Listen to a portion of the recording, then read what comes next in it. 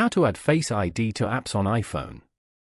To get started, first of all go to your iPhone home screen.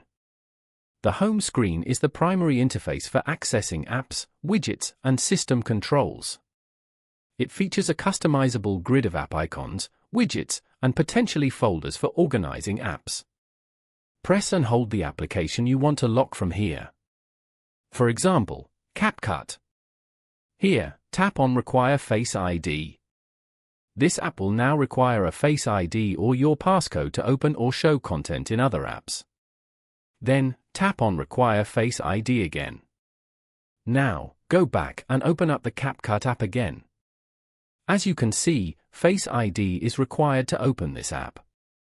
Following these steps, you can easily add Face ID to apps on iPhone. Thank you for watching. Please leave a like if this tutorial helped you, or leave a comment below if you have any questions related to the video.